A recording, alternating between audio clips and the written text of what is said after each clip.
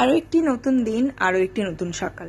তো hello everyone, আমি তোমাদের প্রিয়াঙ্কা এসে গেছি আরো একটি নতুন ব্লগ নিয়ে। তো সকালবেলায় আমি ব্যালকনিতে গেছিলাম, দেখলাম আমার রোজ দিন যে জবা ফুলগুলো ফোটে, তো আজকেও ফুটেছে সাদা রঙের।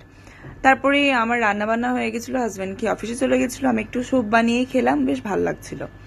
তারপরে মাসিও এসে কাজ করে চলে গেছে। এরকম করতে করতে আমার কি মনে হলো আজকে আমি সুর একগুলো সব পরিষ্কার করব। তো আমার বাইরে যেটা থাকে সেটা আমি ক্লিন করে নিলাম, সেই ভিডিওটা আমি আগে দিয়েছি। তো এরকম দেখতে লাগছে, বাইরেটা একটু ক্লিন হয়েছে। তারপরে আমার মানে বাড়ির ভেতরে যেটা থাকে, যেগুলো মানে আর কি ভালো জুতো থাকে সবসময়, যেগুলো ইউজ করি না, আর বাইরেটা থাকে হচ্ছে ডেলি বেসিসে যেগুলো পরার। আর এখন যেহেতু বর্ষাকাল হচ্ছে, মানে বৃষ্টি সময়, তো কাদা কাদা হয়ে যায়, তার জন্য বাইরের জুতোগুলো বাইরেই থাকে।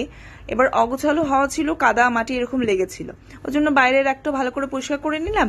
আর ওই ব্ল্যাক কালারের একটা থাকে না, আগে যেটা ছিল একটা কাঠের টাইপের ছিল, অনেক পুরনো। তো ওটা আমার কাজের মাসি নিয়ে যাবে বলছিল, ভালো করে ওটাকে ক্লিন করে রেখে দিয়েছি। এত অজস্র জুতো হয়ে গেছে, মানে কি বলবো, জুতো আর রাখার জায়গা হচ্ছে না। এবার মনে হচ্ছে আরেকটা বড় র্যাক কিনতে হবে, তো গোছানো হয়ে যাবে।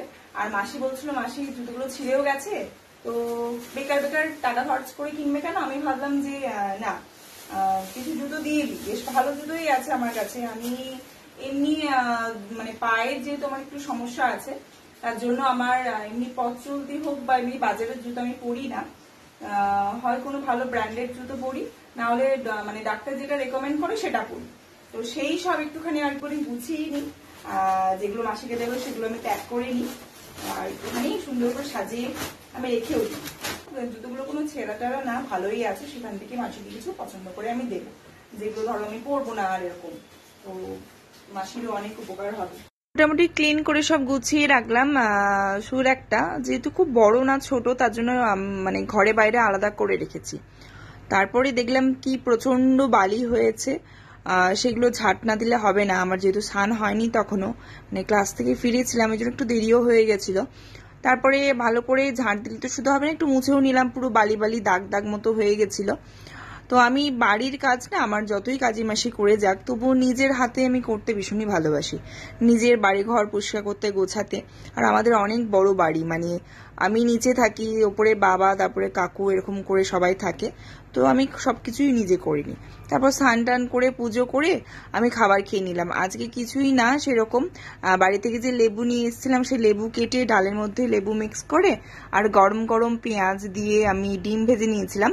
বেশ হালকা পোলকা খাবারটাই ভালো লাগছিল, আর ঘন ঘন বৃষ্টি হচ্ছিল তার জন্য। তারপরে খাবার খেয়ে আমার রোজ দুপুরবেলা অভ্যেস মতো ফল খাই, তো এটা আমার বাবার বাড়ির গাছের আম আমি নিয়ে এসেছি। তো সেই আমটাই বসে বসে খাচ্ছিলাম। তোমাদের তো ভিডিওটা দেখে আমি দিয়েছিলাম, তো খুবই তোমরা পছন্দ করেছো ভিডিওটা। তো খাট্টা মিঠা আম, তো ভাবলাম যে না, আমগুলো বেশি আর দিন রাখলে নষ্ট হয়ে যাবে, তো একটা রেখে দিয়ে আরেকটা আমি খেয়ে নিচ্ছিলাম। তারপরে তো আমাকে আবার বেরোতে হবে টিউশন ক্লাসের জন্য। তো টিউশন ক্লাসের জন্য আমি একদম রেডি হয়ে নিলাম। আর যেহেতু বাইরে আজকে আমার একটাই ক্লাস ছিল, তো সেই মতো বেরিয়ে গেলাম জলদি জলদি। তারপরে তো বৃষ্টি হয়েছিল, আর সামনের এখানে মাটিটা পুড়ে এমন অবস্থা করেছে না, বাড়ির সামনে পুরো কাদা জমে থাকে। তারপর চলে এলাম এই স্টুডেন্টের বাড়ি, একদমই আমার বাড়ির পাশে, মানে 2-3 মিনিটের হাঁটা পথ।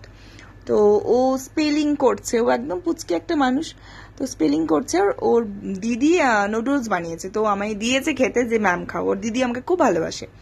তো তারপরে ওর কপি টপি চেক করে আমি বাড়ি চলে এলাম। বাড়িতে এসে একটুখানি ফ্রেশ ট্রেশ হয়ে নিলাম। হবার পরে হাজবেন্ড নিয়ে এসেছে আমার জন্য পেস্ট্রি।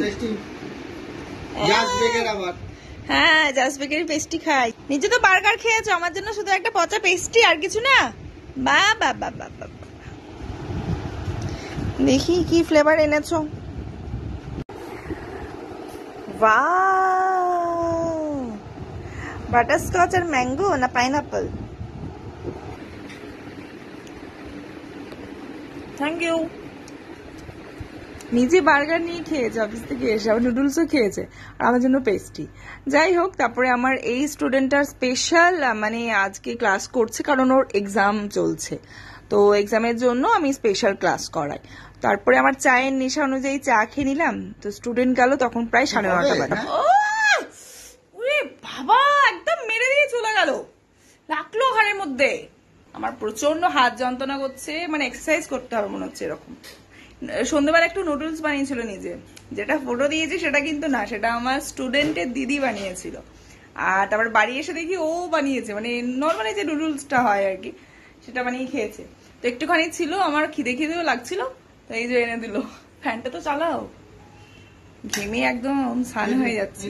হাজবেন্ডের বানানো নুডলসটা একটু খেয়ে নিলাম, যেহেতু রাতে খেতে দেরি আছে, রান্না আমার করতে হবে সেজন্য। ক্লাস শেষ করে উঠতে উঠতেই ঘুরতে বেজে গেল 9:30।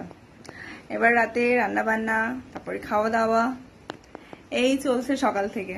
ওরা দেরি না করে রান্নাটা বসিয়ে নিলাম, রাজমার সবজি বানানো হয়েছে, তো সেটাকে খেয়েও নিলাম, তারপরে ঘুমিয়ে গেলাম জলদি জলদি।